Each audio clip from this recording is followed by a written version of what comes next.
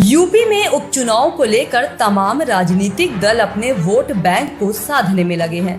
चाहे बात भारतीय जनता पार्टी की हो या फिर समाजवादी पार्टी की, वो अपने वोट बैंक तक पहुंचने में कोई कोर कसर नहीं छोड़ना चाहते हैं। बात कुछ ही महीने पहले की है, जब अखिलेश यादव तय कर चुके थे कि लोकसभा चुनाव में टिकट देने की नीति और रीति बदलनी चाहिए। उन्होंने MY मतलब मुस्लिम यादव वाले समीकरण से आजाद होने का मन बना लिया था। यादव बिरादरी से सिर्फ 5 लोगों को टिकट मिला, सभी अखिलेश और उनके परिवार वाले थे।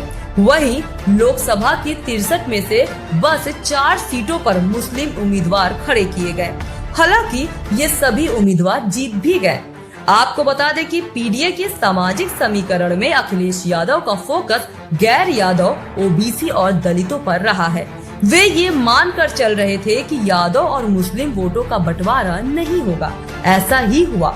समाजवादी पार्टी का कांग्रेस से गठबंधन था। चुनाव में दोनों के फायदे हुए थे। मुसलमानों को कम टिकट देने के पीछे अखिलेश यादव की खास रणनीति थी। उन्हें इस बात का डर था कि कहीं सांप्रदायिक ध्रुवीकरण न हो जाए। ऐसा होता भी रहा है। पिछले 4 चुनाव में ऐसा ही हुआ। समाजवादी पार्टी नुकसान में रही।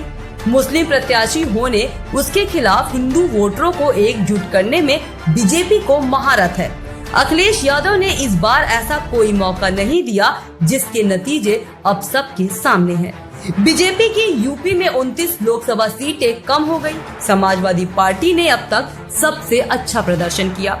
उसकी सीटें 5 में से बढ़कर 37 हो गई।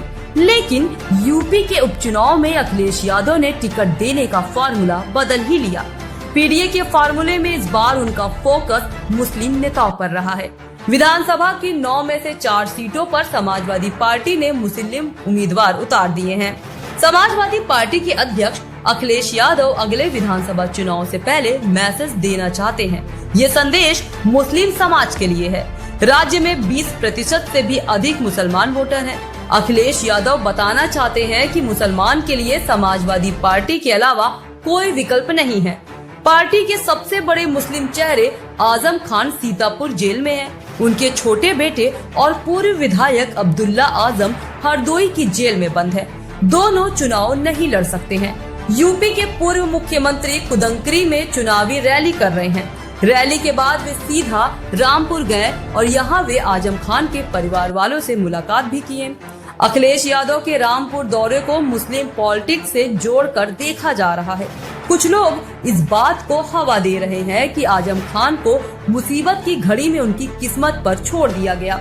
अखिलेश रामपुर में आजम खान की पत्नी तंजनी फातिमा से भेंट करेंगे। खबर है कि उनकी तबीयत अच्छी नहीं रहती है। वे राज्यसभा की भी सांसद रह चुकी हैं। असुद्दीन ओवैसी की पार्टी ने 3 विधानसभा सीटों पर प्रत्याशी खड़े कर दिए हैं। खतरा मुस्लिम वोटों के बंटवारे का है। ओवैसी कई बार आजम खान की तारीफ भी कर चुके हैं। आजम खान के परिवार से मिलकर अखिलेश लोगों के मन में उठ रहे सवालों को खत्म करने की मूड में है। चुनाव को लेकर वे कोई खतरा मोल लेने को तैयार नहीं है। आजम की पत्नी के साथ उनकी फोटो सभी सवालों का जवाब हो सकता है। अखिलेश यादव और आजम खान का रिश्ता कभी नीम तो कभी शहद वाला है।